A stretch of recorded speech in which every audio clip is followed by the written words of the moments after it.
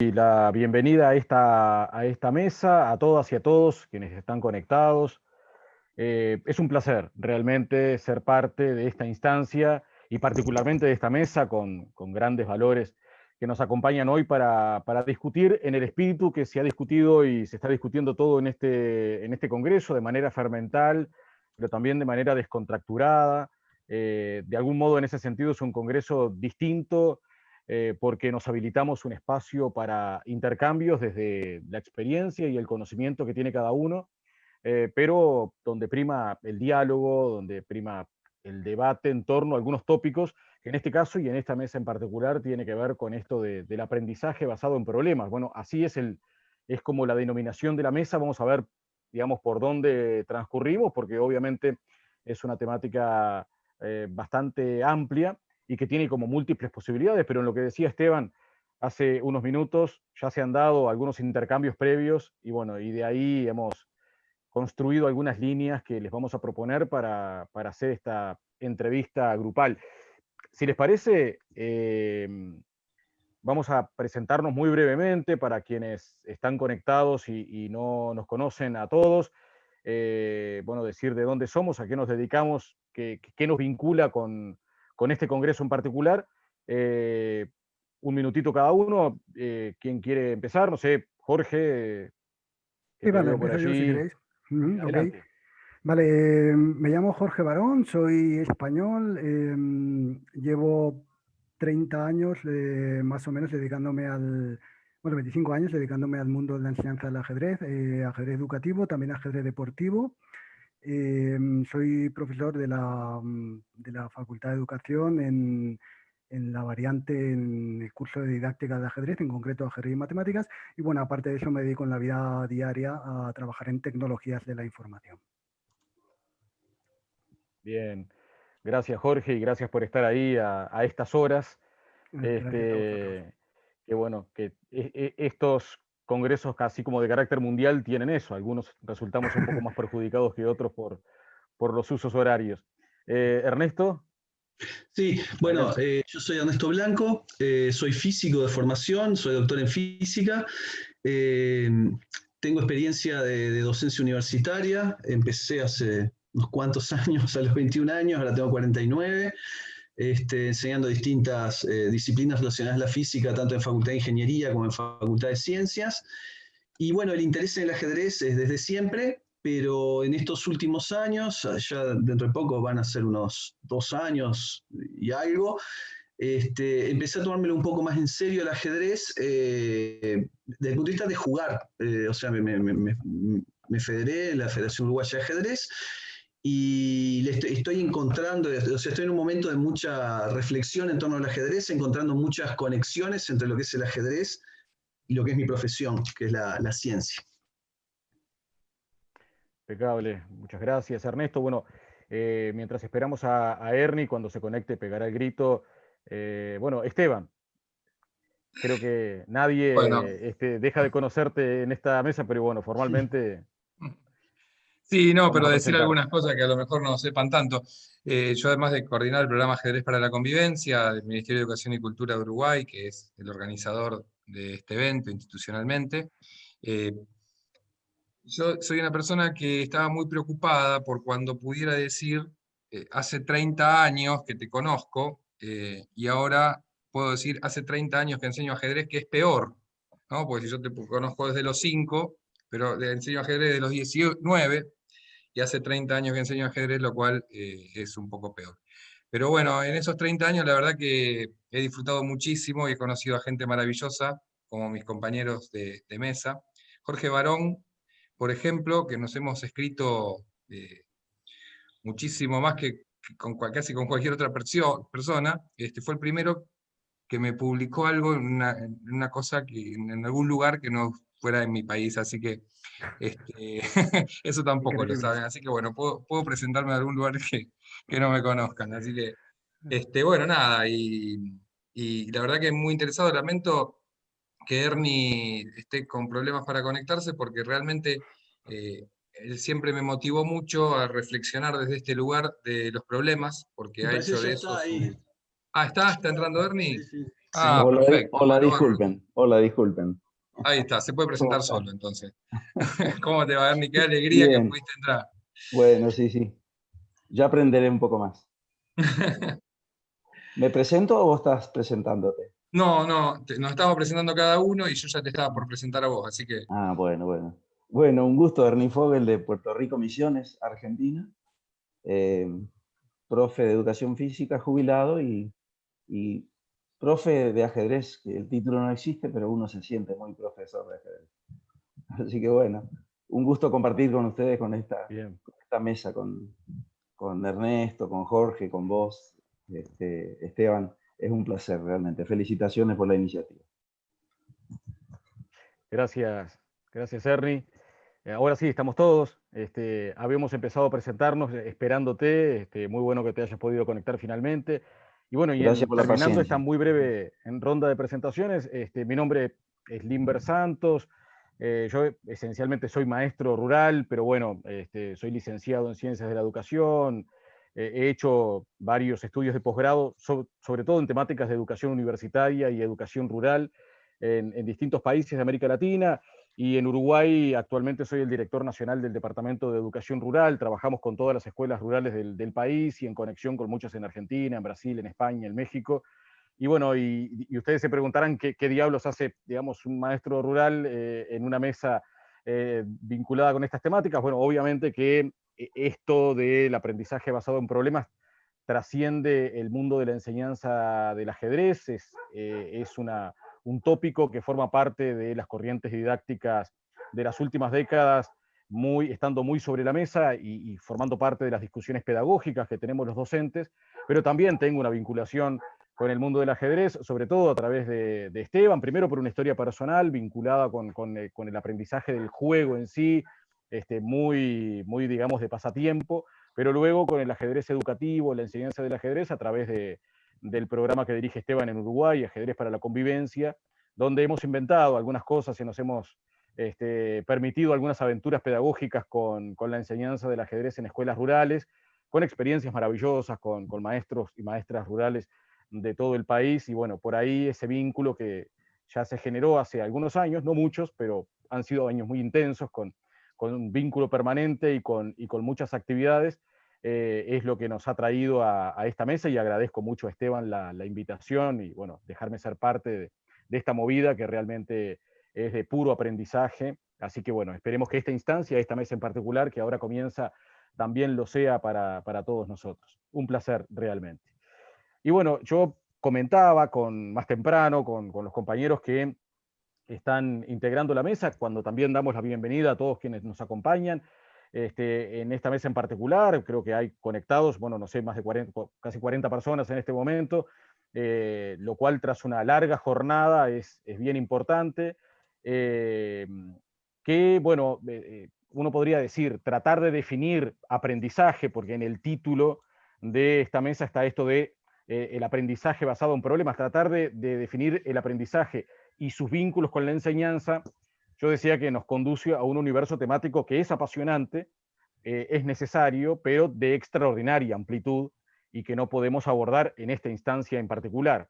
Pero sí quizá sea necesario y hasta suficiente tomar como punto de partida la identificación de ambos procesos, el de enseñanza y el de aprendizaje, como procesos diferentes, que están sometidos a lógicas distintas, pero que en todo caso los docentes siempre tratamos de que confluyan en algún punto, que la enseñanza se encuentre con el aprendizaje. Nosotros en nuestro país, en el mundo más pedagógico y didáctico, tenemos una larga discusión sobre esta convivencia de procesos que no se superponen, que son distintos, pero que de algún modo en la práctica, con suerte, tratamos que confluyan en un punto. Esto lleva a que, de algún modo, al tiempo que hay un aprendizaje basado en problemas, también podríamos decir que existe una enseñanza basada en problemas, o didáctica de la problematización, como se le puede denominar, con diversos alcances teóricos y de prescripción práctica en los últimos años, uno podría decir en las últimas décadas, cuando esto de la problematización o la didáctica de la problematización ha tenido lugar. Pero si uno rastreara históricamente, esto viene mucho más de atrás, porque el propio escolanovismo, de las experiencias de escuela nueva en Europa, en Estados Unidos, y luego por aquí, por el territorio de América del Sur, y particularmente en el Río de la Plata, ya en los años 20 y en los años 30, muchos pedagogos ya hablaban de la diferencia entre problema y ejercicio y la necesidad de enseñar por medio de problemas, entre comillas, verdaderos o parecidos a los que uno se puede encontrar en el mundo real. Y eso es un poco extraño porque esa denominación del mundo real como mundo fuera de la escuela hace pensar como si el mundo dentro de la escuela o dentro de los ámbitos formales de educación no fuese real, pero sin embargo históricamente esa denominación ha estado presente en torno a esa pretensión, digamos, de enseñar a través de problemas y hacer que alguien aprenda a través de problemas. Por lo tanto, bueno, si les parece, comenzaríamos esta discusión con una primera pregunta, no menor, que es obligada porque constituye un punto de partida, quizá no sea fácil responder y las respuestas que podamos dar hoy no serán suficientes, pero constituirán una base para seguir luego discutiendo, porque de eso se trata este tipo de instancias. Pero básicamente la primera pregunta es cantada. Bueno, ¿qué entendemos por problema en un ámbito de enseñanza y de aprendizaje? ¿Y en qué se diferencia del ejercicio? ¿Y qué vínculos podemos encontrar entre ambos? Es decir, bueno, esta idea que uno la puede rastrear en autores del escolanovismo. Aquí tenemos un pedagogo uruguayo vinculado al mundo de lo rural, llamado Agustín Ferreiro, que hace 70 años ya escribía sobre esta necesidad de diferenciar el problema del ejercicio. Bueno, ¿cómo podemos entender el problema y qué vinculación podemos encontrar entre el problema y el ejercicio, sabiendo que en el mundo de la educación ambos están presentes? Adelante, quien quiera, quien esté inspirado así ya de pique, puede comenzar y luego seguimos con el resto. Bueno, por llegar tarde arranco primero. Perfecto, muy buena actitud. Los últimos serán los primeros. Los últimos serán los Adelante, primeros. Bueno, yo me había preguntado hoy las mismas preguntas que el Inver nos hizo a los de la mesa, y quería buscar unas palabras para decir qué se entiende por problema, ¿no?, en el ámbito de la enseñanza y el aprendizaje. Y como nos gusta siempre crear nuevas definiciones, por más que sean estipulativas nada más, me había anotado que podría entenderse por problema la utilización de situaciones o tareas desafiantes para producir conflictos cognitivos que motiven al alumno a acciones resolutivas. Parece muy teórica, pero bueno, tiene sus partes como para plantear de que si alguna de estas estuviera ausente, casi no tendríamos una situación problemática dentro del aula con los alumnos.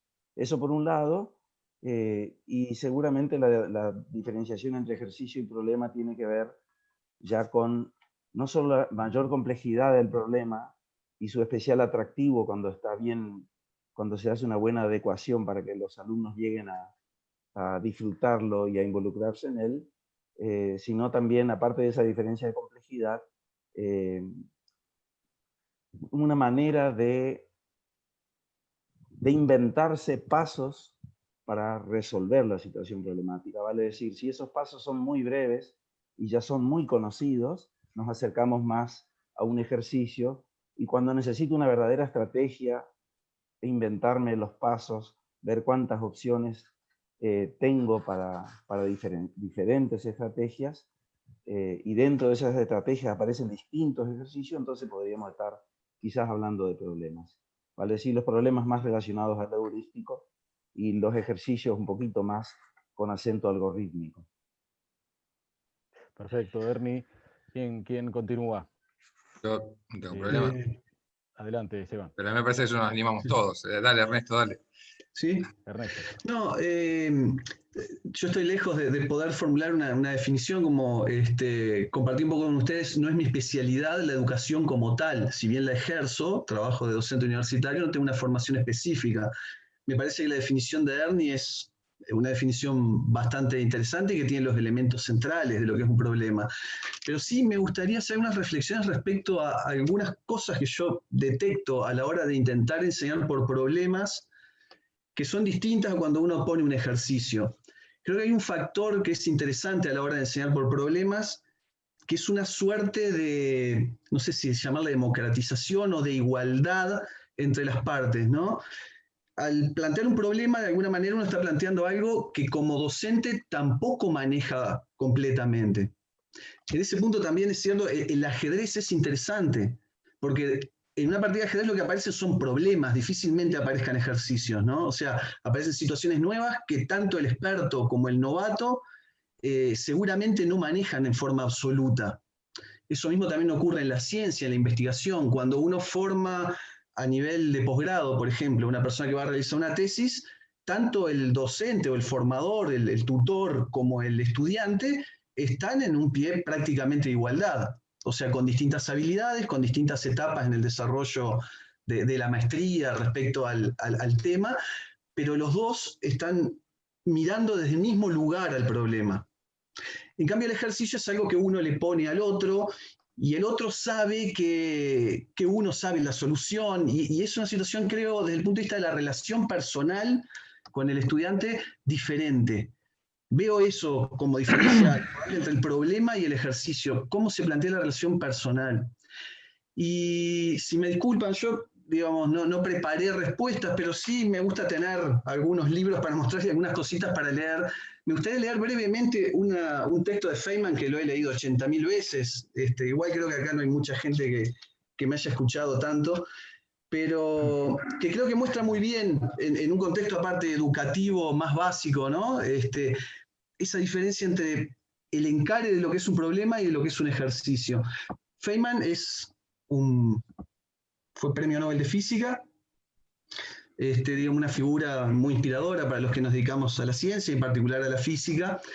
Y en este libro tiene un primer capítulo que habla de así se hace un científico, y en el cual habla precisamente, hace algunas reflexiones sobre cómo sus primeros años de formación y qué cosas consideró más importantes en su formación. Y pone un ejemplo muy interesante.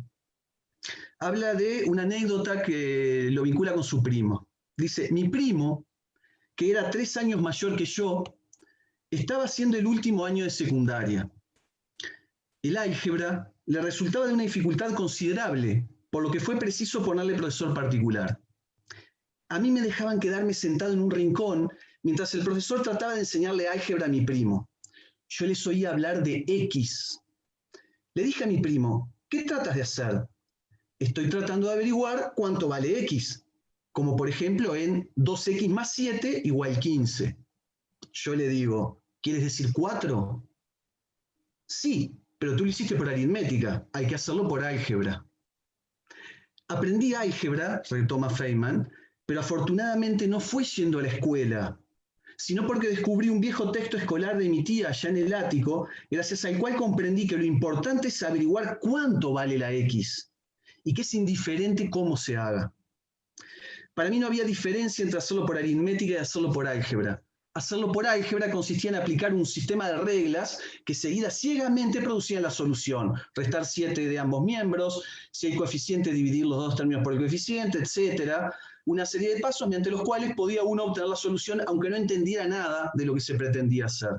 Las reglas habían sido inventadas con el fin de que todos los niños que tienen que estudiar álgebra puedan aprobarla. Y por eso mi primo nunca fue capaz de hacer cálculos algebraicos. Yo creo que este ejemplo muestra bien esa diferencia entre el ejercicio y el problema. Cuando uno a veces propone un ejercicio, está esperando una forma de solución, porque uno ya lo resolvió. Cuando uno encara un problema junto con el estudiante, tal vez uno también pueda plantear un ejercicio y ser cuidadoso, ¿no? Pero cuando uno plantea un problema, uno está en otro pie de igualdad y tiene otra tendencia también a respetar las distintas formas de resolver el problema, ¿no? Porque esa es otra característica, creo, del problema respecto al ejercicio. En el ejercicio uno espera que el otro lo haga de determinada manera para desarrollar determinada habilidad. En el problema uno no sabe lo que se va a encontrar y los abordajes pueden ser muy variados y ahí también creo que hay otro reto en lo que tiene que ver en la forma de relación y en lo que es el tipo de relación docente-estudiante, que es el reto de respetar la diferencia, respetar las diferencias en cuanto a la forma de pensar, a los métodos, a las habilidades del otro, respecto a las que yo quiero o las que yo tengo para resolver ese mismo problema. Entonces veo esas características entre el problema y el ejercicio. Muy bueno, Ernesto, muy bueno el ejemplo digamos, la lectura de Feynman respecto a esto, y ya vamos a volver a esto de los roles respecto al ejercicio del problema de docente y alumno, que me parece que ahí hay un tópico interesante para avanzar. Jorge. Sí, sí, básicamente estoy muy de acuerdo tanto con Ernie como con Ernesto. Em, yo creo que es muy importante a la hora de hablar de problemas que muchas veces nos enfocamos cuando hablamos de un problema a una solución, ¿no? Pero un problema puede tener diferentes soluciones y ni siquiera sabemos que tiene diferentes soluciones. El alumno no sabe que tiene diferentes soluciones. Incluso un problema puede no tener solución. Entonces, con los problemas supongo que tratamos de enfocarnos en que el alumno primero trate de seguir un proceso de investigación, un proceso de deducción, el proceso que corresponda para poner a trabajar sus herramientas mentales. Yo creo que esa es la principal herramienta intuitiva que diferencia un ejercicio de un problema. En un ejercicio, digamos que hay que aplicar una serie de procedimientos. Entonces, como comentaba Feynman, como comentaba Ernesto, pues bueno, seguimos el álgebra, seguimos la X, que puede ser cualquier objeto, no necesita ser una letra, podemos imaginarnos piñas, melones, simplemente. Y en un problema, pues no nos vale simplemente aplicar procedimientos. Tenemos que buscar el camino y luego ver si hay una solución, si no hay ninguna, si hay varias, etcétera. Es un desafío mental mucho más profundo que un ejercicio que es aplicar procedimientos. Básicamente. Gracias, Jorge. Esteban, para cerrar esta primera ronda. Sí, a mí yo me quedo con 2 o 3 reflexiones.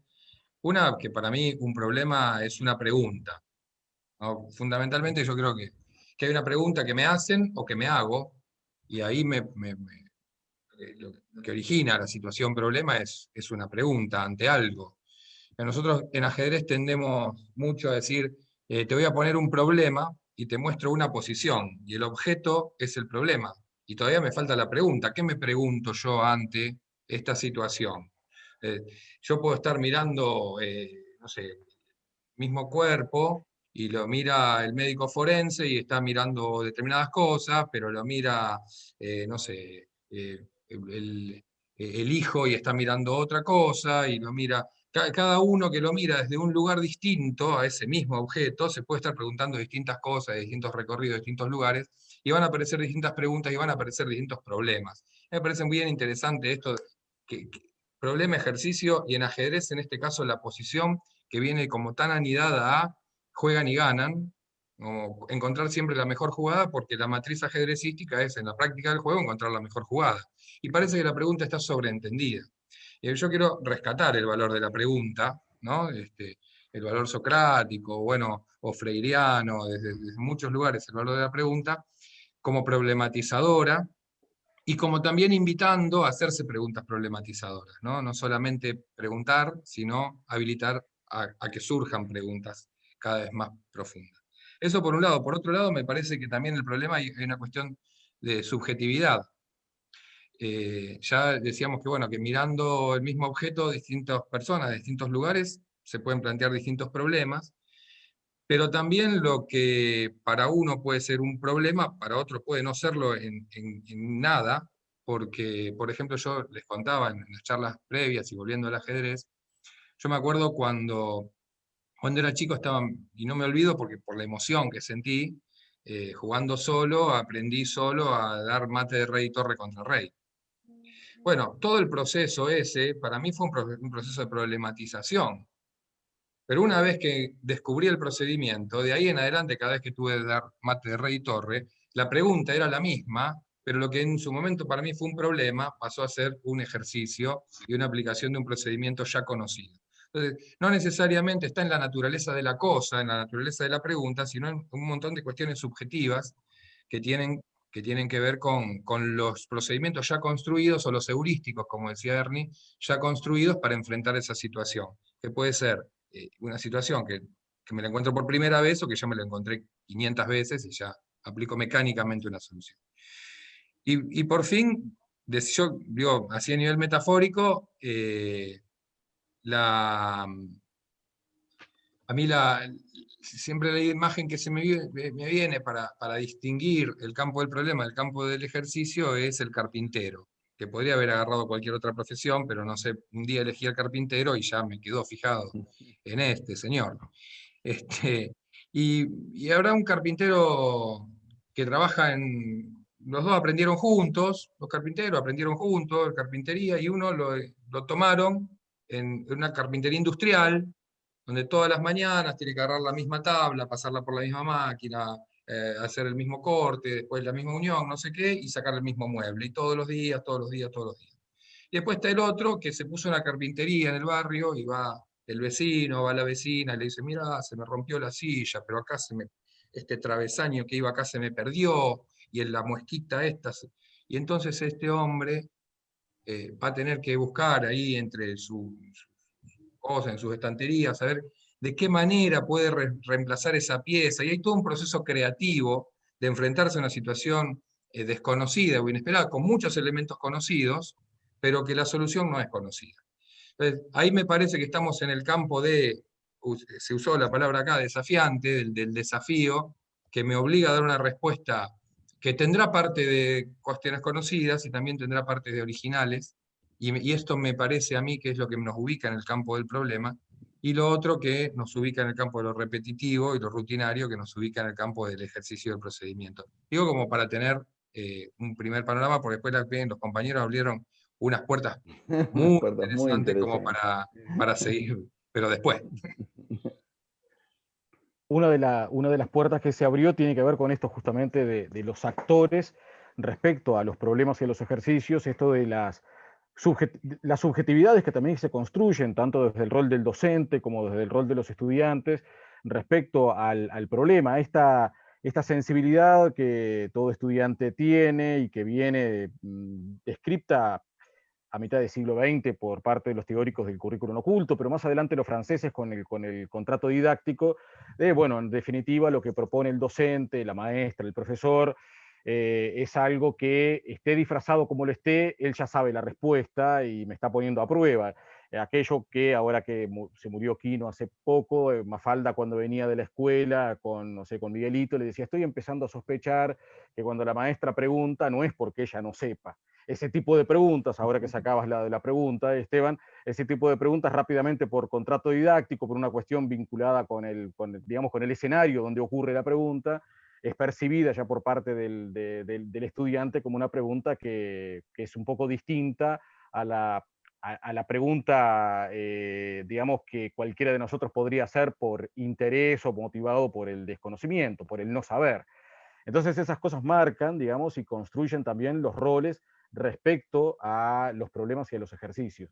Pero antes de pasar a la cuestión de los actores, que me parece que es bien clave, les quería preguntar cuándo digamos, en esto de avanzar un poco más en la relación entre problemas y ejercicios, cuándo los problemas se transforman en ejercicios, porque Esteban daba un ejemplo, digamos, de algo que en algún momento, en alguna etapa de su aprendizaje, de su vínculo con un objeto de conocimiento, en este caso, digamos, con el ajedrez, constituía un problema y luego rápidamente eso deja de ser un problema.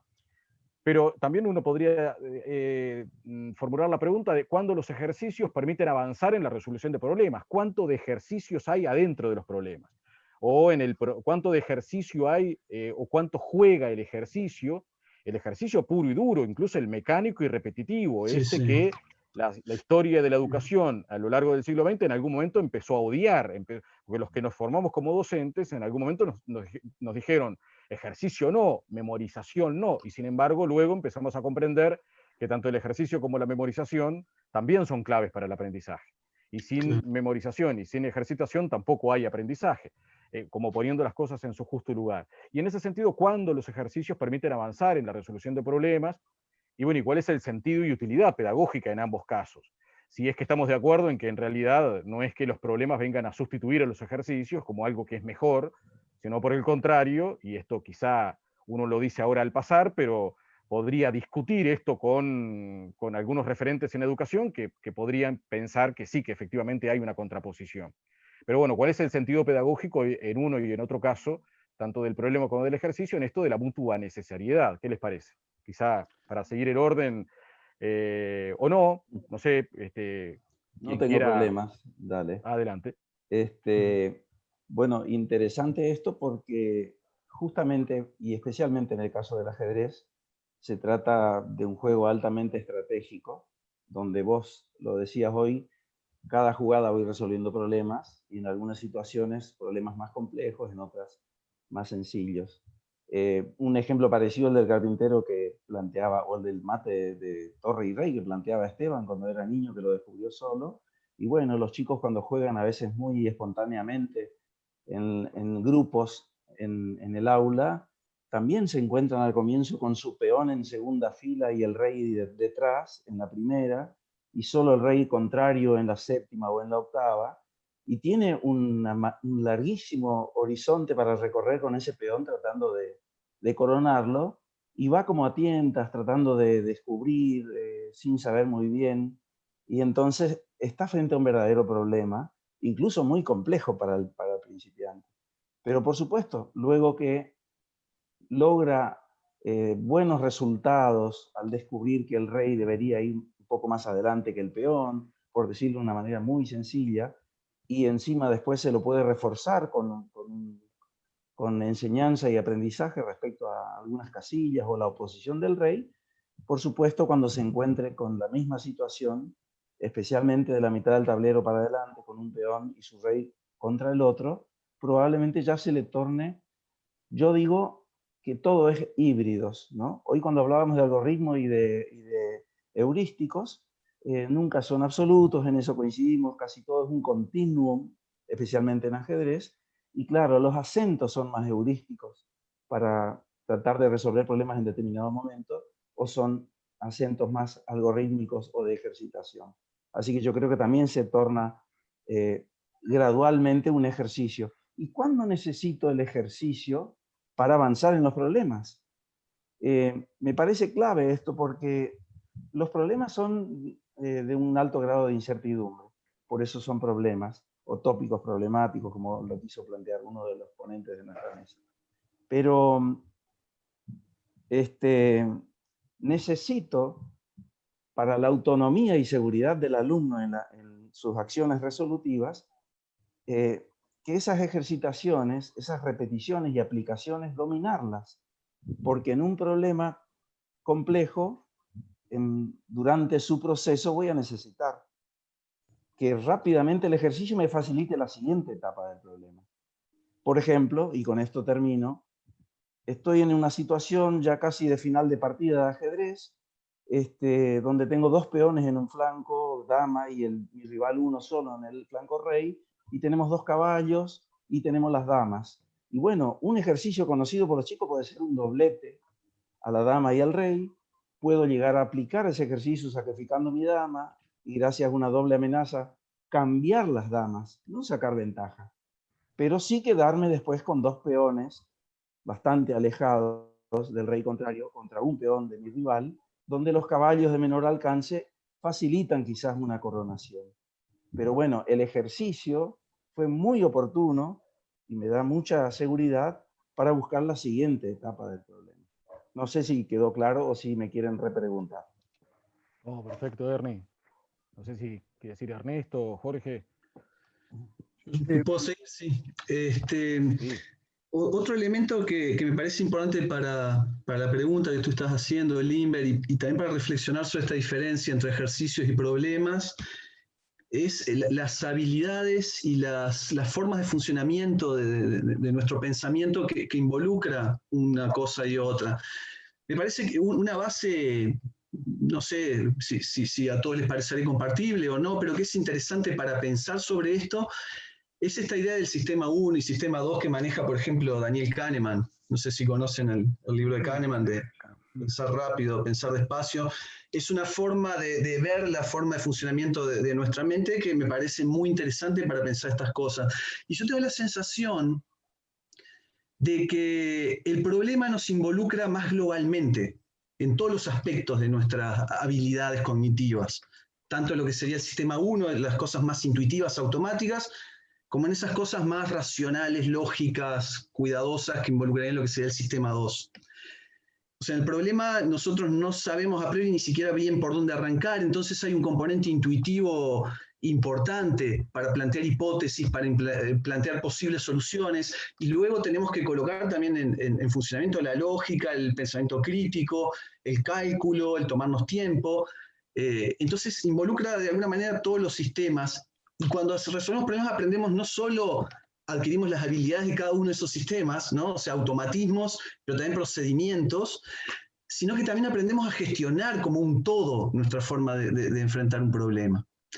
Eso es lo que creo que lo hace particularmente interesante, pero por supuesto que sin las habilidades individuales que tiene cada uno de esos sistemas no lo puedo hacer.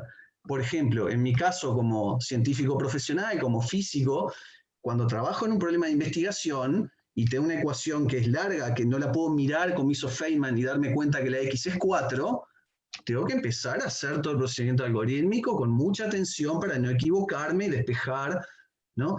Y esa habilidad seguramente la aprendí básicamente resolviendo ejercicios de juguete, ¿no? O sea, ejercicios que no eran problemas reales, sino que simplemente desarrollaban esa habilidad en mí.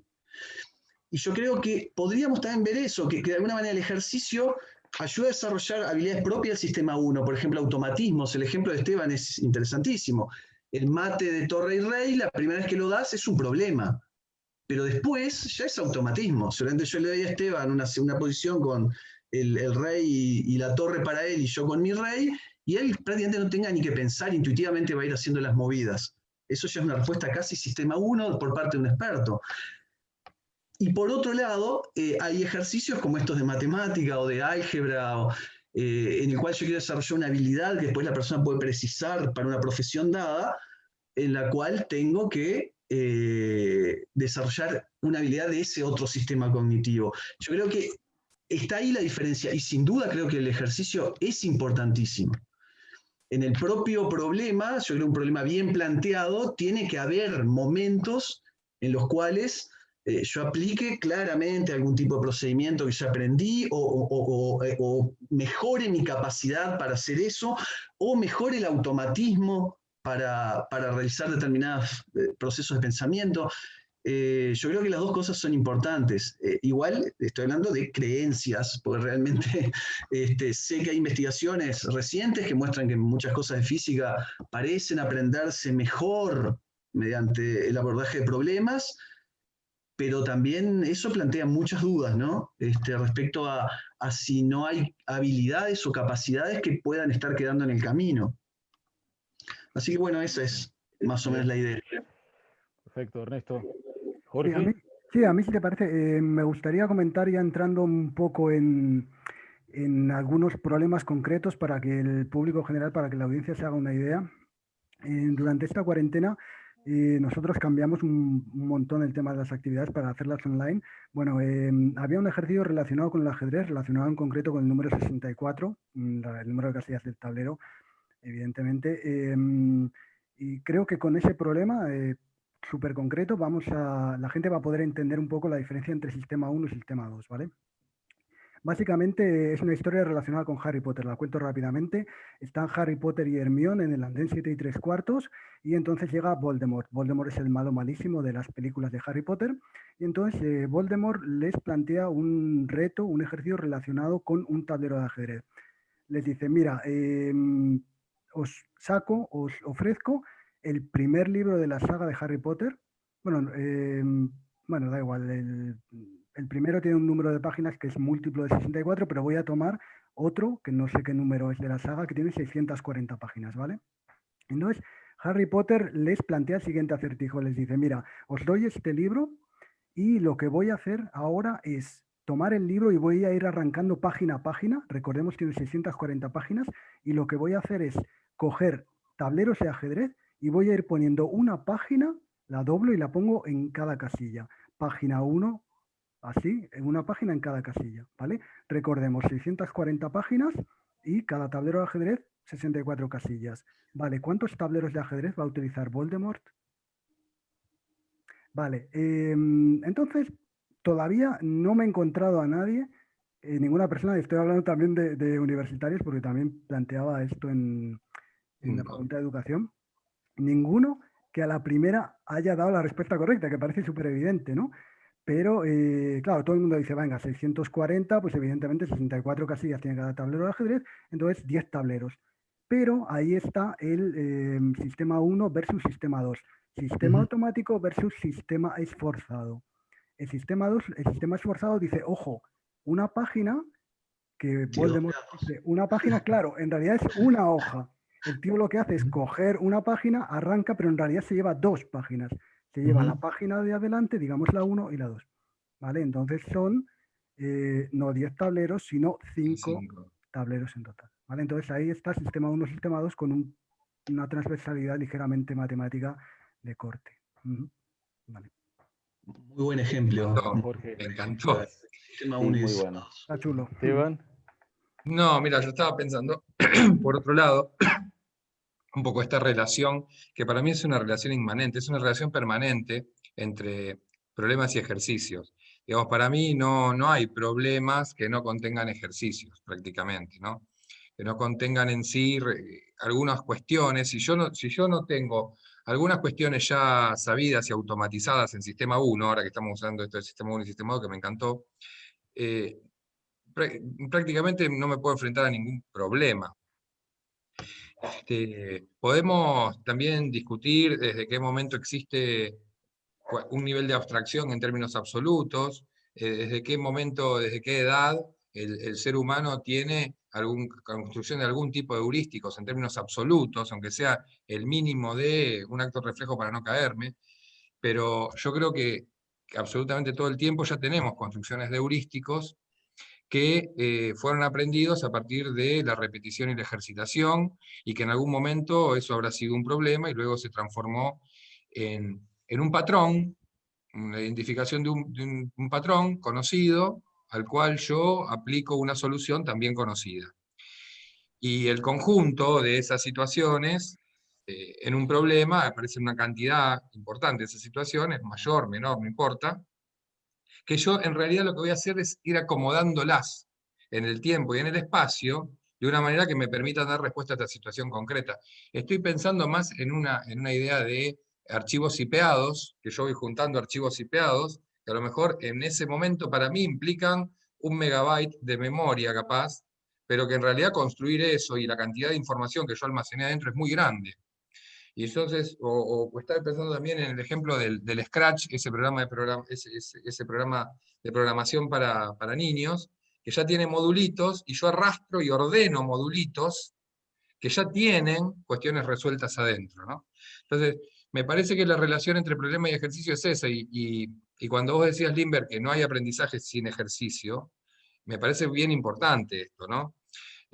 Ahora, me parece también muy importante decir que es un aprendizaje pobre, el aprendizaje que es solo con ejercicios y no plantea situaciones problemáticas y desafía a esta situación, a este tipo de respuestas automáticas y procedimentales que damos a través de lo que ejercitamos, cuando no lo complejizo y lo pongo en términos de una pregunta que me obliga a ver cómo ordeno todas las piecitas de este rompecabezas, aunque de algunas partes yo ya sepa la solución, ¿no? A lo mejor estoy hablando un poco esto de la idea del pensamiento computacional, pero me parece que puede ser más o menos gráfico, por lo menos para ilustrar lo que pienso al respecto. Bien, Si me bien permi- interesante. Sí. Hace un ratito yo nombraba a un pedagogo uruguayo, pero hay muchos ejemplos en distintos países de Europa y América Latina que con el advenimiento del escolanovismo se planteaban en los años 30 esta cuestión del ejercicio y del problema, y advertían ya desde el pique, desde el comienzo mismo de estas inquietudes por enseñar a través de problemas, de esas primeras discusiones, la trampa de hacer parecer problema o mostrarlo como problema algo que no es más que un mero ejercicio. Estoy repitiendo las palabras de este pedagogo que de algún modo todos los hemos visto en nuestros pasajes también como alumnos escolares en algún momento, o lo hemos sentido, ¿no? Esta idea de aquella cosa del pienso, y ahí había una letra de un problema que luego se terminaba repitiendo, cambiando datos, pero que en realidad a la larga no terminaba constituyendo, ya con ojos de docente uno puede ver que no terminaba constituyendo un problema, sino un ejercicio disfrazado de problema. Pero me interesaba para esta tercera ronda volver al tema de los actores y de las subjetividades de los actores, tanto docentes como alumnos, respecto al problema, porque por ahí ustedes marcaban hace un rato esto de, bueno, para que realmente sea un problema, en este primer intento de definir qué es un problema, ese problema, más allá de que puede tener no una solución predeterminada, sino varias, o directamente no tener solución, pero para que realmente sea un problema, el docente debe estar involucrado de una forma tal que incluso algunos alcances de posibles soluciones no estén claros para él y que forme parte, digamos, junto con sus estudiantes en un cierto nivel de cierta horizontalidad de esa resolución. Ahora, eso parece no ser tan fácil, digamos, en el mundo de la educación por el cumplimiento de los roles y cuánto está dispuesto el docente a renunciar, digamos, de su propia carga del cumplimiento del rol y de su propia seguridad en el cumplimiento del rol a decir, bueno, mira, esto yo tampoco lo tengo tan claro, o mira, esa solución que vos estás buscando, no sé si será el mejor camino. Es decir, ese involucramiento, digamos, auténtico, podríamos decir, ¿cuánto se necesita por parte de un docente para ciertas renuncias a lugares de comodidad y ubicarse en esos lugares de la incomodidad a la hora de resolver con sus estudiantes un verdadero problema, así como ustedes lo caracterizaron hace un rato? Y cómo queda su rol docente, ¿no? Porque también uno podría decir, bueno, eso en el extremo, al final, ¿cómo se termina diferenciando el docente del estudiante? Si ambos aprenden. Bueno, de última, yo creo que ahí hay de todos modos una diferencia que tiene que ver con el rol, que no es contradictoria a el hecho de que busquen conjuntamente y de forma auténtica la solución a un verdadero problema. Yo creo que por ahí está algo de lo que podríamos decir, bueno, quiénes son los que plantean los problemas, quiénes son, tomo palabras de Esteban, que lo decíamos en la previa, quiénes son los problematizadores y los problematizados, y qué sucede cuando se desdibuja esta cuestión del docente como problematizador, el que plantea el problema, y pasa a ser él también un problematizado, digamos, ¿qué sucede allí? Con el tema de los roles y sobre todo ubicándonos en el lugar de los docentes en ese sentido, y quizá, no sé, para cambiar un poco la ronda, capaz que arranca Esteban para hacerlo al revés, así Dale. que, dale. Dale. Mira, yo creo que dos, tres cosas por ahí a mí en este lugar de este corrimiento, del saber poder, me parece interesante pensar desde Rancière, ¿no? Y ese mítico maestro ignorante, que siempre también hay un lugar de distancia, porque el docente tiene que poder tener algo que el otro no tiene y que no necesariamente sea la respuesta o el contenido. El docente muchas veces tiene otras cosas que el otro no tiene y otras cosas que aporta, que puede ser la pregunta, puede ser la conexión con la cultura, con las fuentes de información, con las formas de abordar, con el lugar desde donde pensar, con cómo reflexionar. Y estas profundidades que puede tener el docente, aunque ninguno de los dos sepa absolutamente nada del problema, y estén absolutamente a la misma distancia de la respuesta, estos lugares que el docente puede aportar en el proceso, me parece que son de una riqueza enorme. Y, y ahí me parece bien interesante pensarlo del lado del ajedrez, esto del problematizador, problematizado, cuando los roles cambian porque cada niño, esto siempre lo repito, lo escuché de Juan Jauregui Berri por primera vez, lo reflexioné desde ahí y lo tomé fuertemente. Cada niño cuando mueve una pieza, en realidad le está poniendo un problema sin enunciado a su oponente, y ese problema sin enunciado debe ser decodificado, y si lo decodificó o no lo decodificó, no importa, generó una jugada, una respuesta, pero esa respuesta a su vez es un problema sin enunciado para el otro, que también puede estar jugando con el docente, y el docente puede verse atrapado en este juego de problemas y que se van enrulando. Ahora, para mí ahí hay una cuestión bien interesante que tiene que ver con esto de los miedos que vos decías, que son los mismos miedos, justamente acá confluyen los miedos. Hablando de sujetos, me parece que hablar de miedos es bien importante. Confluye el miedo de perder el lugar, del saber poder, y confluye el miedo al jugar. me parece que cuando un docente se puede poner en el lugar de jugador, aunque no mueva ninguna pieza, ¿no? Desde el lugar de habilitar el juego, desde el lugar de construir un personaje, de contar un cuento, de sostener la fantasía colectiva, de participar del humor, cuando el docente se puede poner en el lugar del jugador, hay un montón de cosas de ese mandato que va abandonando y que también le habilita a abandonar otras cosas del mandato, como por ejemplo el de tener que tener siempre la respuesta. Yo digo, lo decía recién en otra mesa, para mí las maestras, y volviendo a Rancière, las maestras y los maestros que enseñan ajedrez sabiendo muy poquito de ajedrez, tienen una ventaja sobre mí. Una, la de ser maestras y maestros, con lo cual ya saben, trabajan mucho mejor que yo en un montón de sentidos. Pero la otra ventaja en relación a esto es que muchas veces no saben las respuestas. Viene un chico y acá le dice, ¿y acá qué tengo que mover? O esta jugada es buena o es mala, o esto es jaque mate, no sé, cualquier pregunta. Y yo muchas veces yo ya sé la respuesta, o una respuesta muy, muy cercana. Y le puedo decir, no sé, vamos a investigarlo juntos. Pero los dos sabemos que estamos haciendo un como sí. La maestra tiene la posibilidad de decir no sé y realmente no sabe, y el otro sabe que no sabe, y dice vamos a investigarlo juntos, y se ponen los dos ante el problema, pone los codos arriba de la mesa, ¿no? Los nudillos en las mejillas, y a investigar juntos, desde este lugar, de una mirada más larga, más profunda, más rica, que puede ayudar a la solución del problema desde otro lugar. Por eso me parece bien interesante esto de la deconstrucción de los sujetos, de cómo roles. circulan los problemas, porque también hay una necesidad de corrernos nosotros de ese lugar de mandato, de deber ser docente, que está como tan instituido y que no nos habilita a evitar estos otros lugares. Bien. Jorge. Sí, estoy de acuerdo. Yo creo que debería ser mucho más sencillo en general decir no lo sé. Es como que fuera un problema social que en realidad, no sé, como que nos hemos montado nosotros mismos, ¿no? Sencillamente hay cosas que sabemos y cosas que no sabemos. El alumno sabe que hay cosas que nosotros sabemos, pero no tenemos ningún problema con decir, mira, esto concretamente no lo sé, ¿no?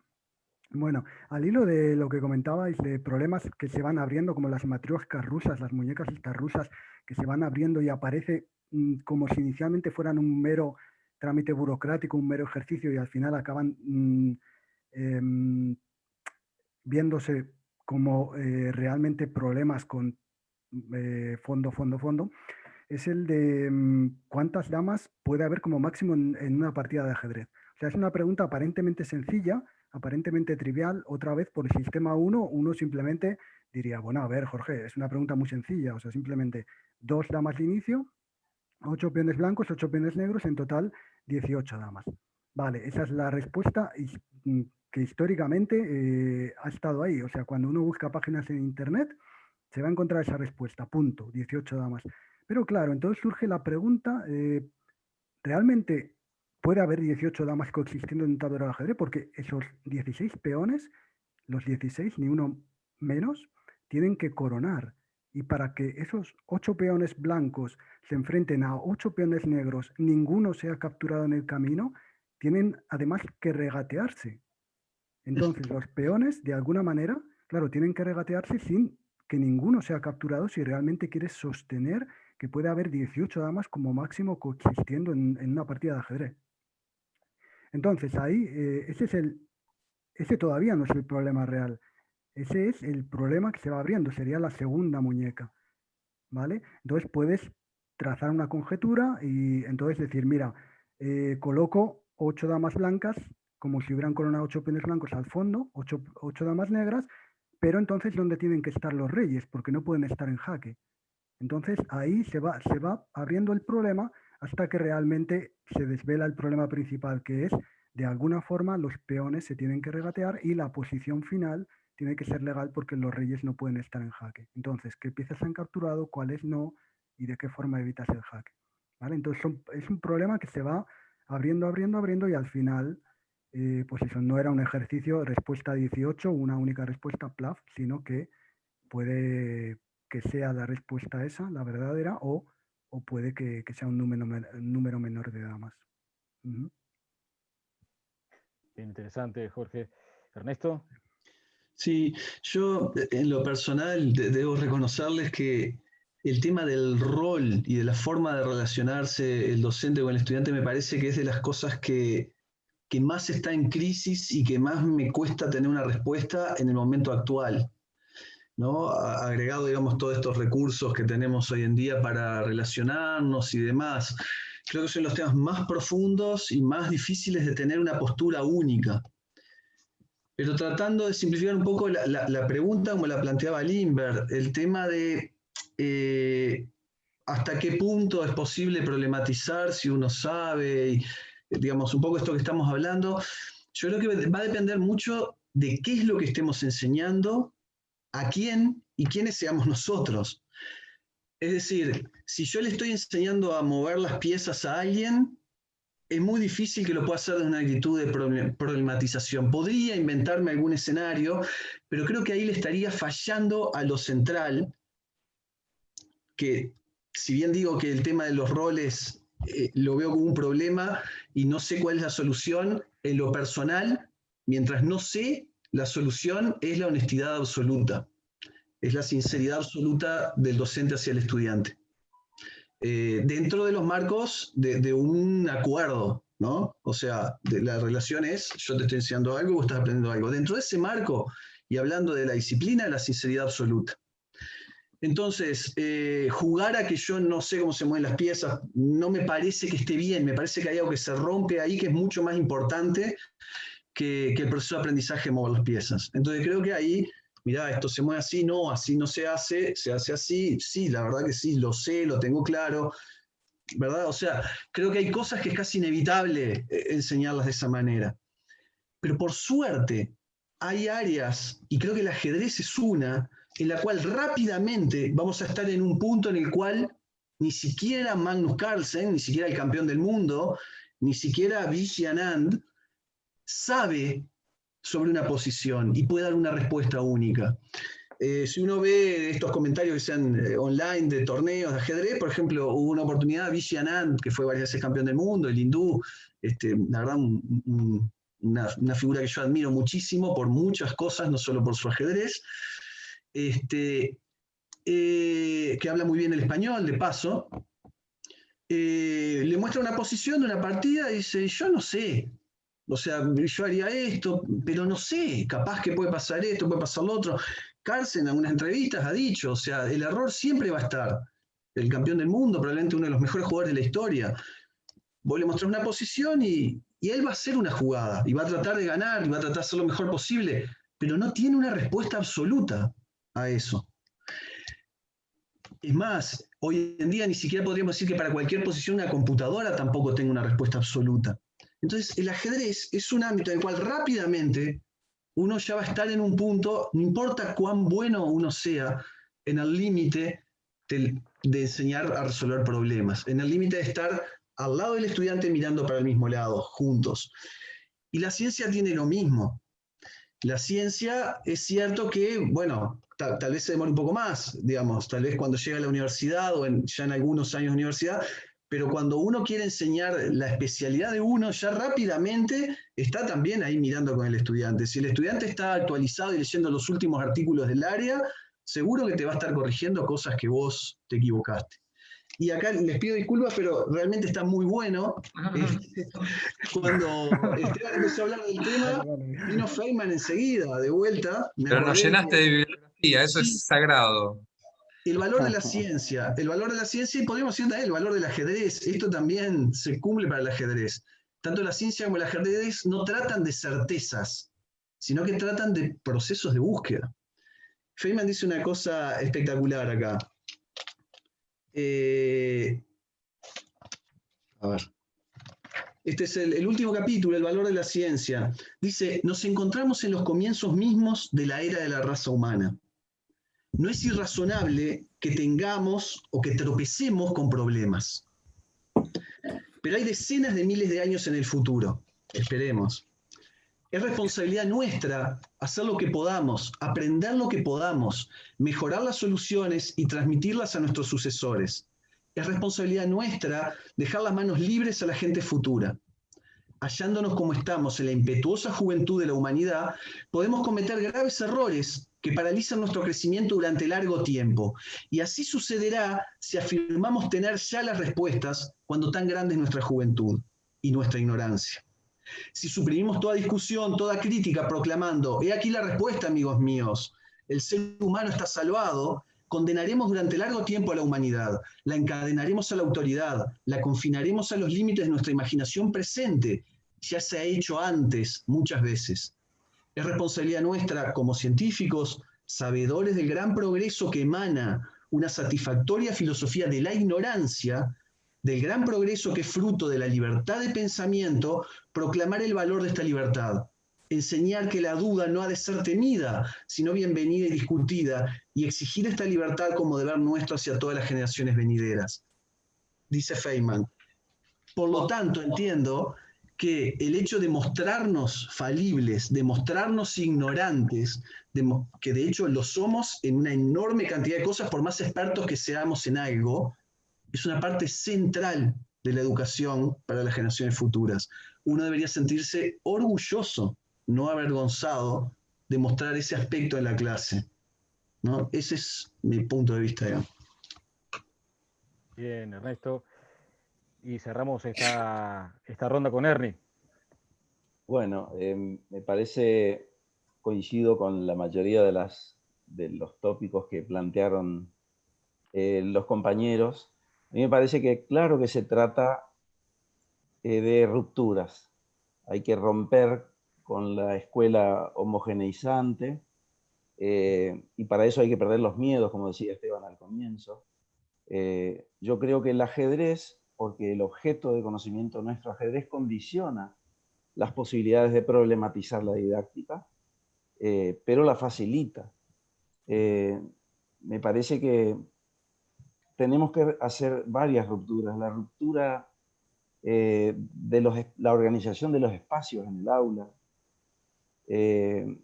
la ruptura con esto de homogeneizar a los chicos y hacer distintos rincones, distintos grupos, que los alumnos estén enfrentados entre sí en este diálogo a través del tablero de ajedrez con sus ideas y no necesariamente de cara al profesor. Muchos cuando empezamos a decir, sí, yo enseño básicamente por resolución de problemas en el aula, y claro, poníamos el tablero mural en el frente, en la pizarra, y le tirábamos alguna pregunta, muy pocas, por lo menos a mí me pasó en mi experiencia personal, y que los chicos o levanten la mano y den una sola respuesta, pero siempre el problematizador, como introdujo hoy el Inver, soy yo el profesor. Bueno, romper con eso, animarse a decir no sé, como también muy bien dijo Jorge, y creo que el ajedrez facilita todos esos procesos porque obliga a un pensamiento que no puede prescindir del otro. Desde este punto de vista, si el docente se anima, pierde ese miedo, yo creo que tenemos una herramienta muy, muy potente para que el alumno pueda sentirse problematizador también y no que sea un atributo exclusivo del docente. Bien, Ernie, bueno, tenemos que ir cerrando, lamentablemente, digo lamentablemente porque estamos muy enganchados con la manera en que ustedes han ido intercambiando las ideas con la experiencia, con la bibliografía ahí que Ernesto fue acopiando para depositarla en la mesa, con estas reflexiones que de algún modo nos dejan a todos, por supuesto, pensando. Creo que es la idea de la organización de estas mesas, en que quedemos enganchados para seguir discutiendo por otros carriles y por otros canales. Me parece que da para muchísimo. Me quedo con dos o tres cosas que planteaban ahora en las últimas intervenciones. Esto de cómo pensar también todo lo que tiene que ver con la enseñanza y con lo didáctico, en este caso con la cuestión de la problematización o la tensión entre problematización y ejercicio, como siempre de última no se puede pensar estos temas por fuera de la naturaleza de los saberes que están en juego. Hay una cuestión epistemológica que tiene que ver con de qué estamos hablando, cuáles son los saberes que estamos enseñando e intentando que el otro aprenda, o cuáles son los saberes que estamos haciendo circular. y creo que Ernesto lo planteaba con esto de, bueno, el ajedrez en particular, allí se juega un tipo de saber que rápidamente a enseñante y aprendiente nos pone como en un nivel de igualdad de condiciones en ciertas situaciones para que el problema real, ese problema que ustedes bien definieron, como ese problema auténtico, aparezca y que de algún modo permita sobreponerse a un deber ser de la enseñanza clásica, por no decir tradicional, porque sobrevive hasta el día de hoy, digamos, ciertos parámetros de cómo debe desempeñarse el docente, cómo debe desempeñarse el alumno, cuáles son los roles que debe cumplir, y esta incomodidad que se genera del no saber en el docente, que le lleva a que tenga como cierto costo de subjetividad personal el reconocerlo, cuando todos estamos de acuerdo en que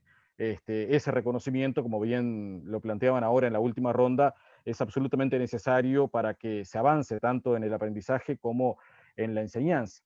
Pero queda obviamente un camino largo para recorrer, porque debemos como luchar contra muchos años de consolidación de esos deber ser didácticos, de los cuales no nos desprendemos fácilmente. Creo que lo bueno es desnaturalizar eso, no pensar que ciertas prácticas están allí por designio divino, ni que están, digamos, naturalizadas y por lo tanto invisibilizadas, porque forman parte como bien decía Philip Jackson en el año 68, después Apple con el currículum oculto, una serie de reglas implícitas que todos cumplimos y que a la larga no las cuestionamos porque las tenemos como naturalizadas en nuestras instituciones o en nuestros ámbitos de enseñanza. Creo que evidenciarlas, desnaturalizarlas, transparentarlas es un buen comienzo, y creo sospechar que, viéndolo un poco de afuera, ustedes están adentro, el ajedrez me parece, digamos, un buen punto de partida, quizá de los mejores, para hacer estos ejercicios, primero mentales en cada uno de nosotros, y luego depositarlos en nuestras prácticas cotidianas y trabajarlos desde ahí. Me parece que está bueno pensarlo de ese modo. Yo les agradezco muchísimo.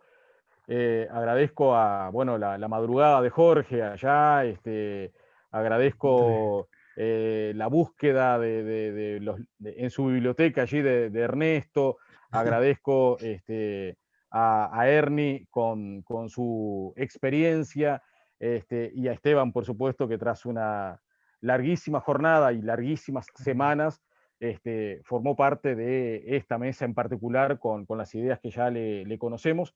Y bueno, nos queda la inquietud, nos queda, me parece, el habernos ubicado en ese lugar de la incomodidad. No nos vamos cómodos, nos vamos muy incómodos. Creo que esa incomodidad que nos lleva a ir a nuestras propias bibliotecas a ver qué encontramos allí porque nos quedamos pensando en algo, o a nuestra propia experiencia o nuestra propia historia de vida. No digo que no nos deje dormir hoy, pero bueno, algo de eso va a pasar, y me parece que es lo mejor que ocurre con este tipo de instancias de intercambio. Así que muchísimas gracias. Gracias por estar ahí. Gracias a todos quienes y todas quienes hoy acompañaron presenciando la mesa y intercambiando mucha cosa por allí por el chat. Muchas gracias a vos, Limber. Un privilegio. Felicitaciones. Gracias a todos, a Esteban, felicitaciones, gracias a Limber, felicitaciones aparte a todos los que están trabajando en esto del Congreso, en la parte técnica también, porque esto es un trabajo enorme. Es duro. Bueno, y nos bueno, a las órdenes. Muchísimas gracias a todas y a todos, Limber, la conducción magistral, compañero de mesa, la verdad que disfruté muchísimo de compartir con ustedes y a todos. Miren, lo estoy viendo a Carlos Martínez Piqueras ahí, ya la saludé a Miriam antes, y Carlitos, un amigo del alma, que además colaboró muchísimo con este congreso. Yo le decía, ¿conoces a fulano? Sí, para que te paso el teléfono. Y a los 10 minutos le decía, y me pasó el teléfono de otro, así que impresionante. Muchísimas gracias. Yo lo que no puedo creer es que haya terminado el congreso. No sé qué voy a hacer mañana cuando no tenga nada que hacer. Menos mal que es el cumpleaños de mi hija y ya tengo la tarde ocupada. Bueno, gente, un placer enorme, de corazón. Muchas gracias. Gracias a ustedes. Gracias, Esteban. Gracias, Limber. Nos vemos. Buenas noches a todos. Crack. Chao, Miriam. Chao. Buenas noches, Miriam. Impecable. Gracias. ¿Cómo te va? Buenas noches, un abrazo a todos. Carlito, nos vemos. Hola, Carlos. Pibe, nos vemos.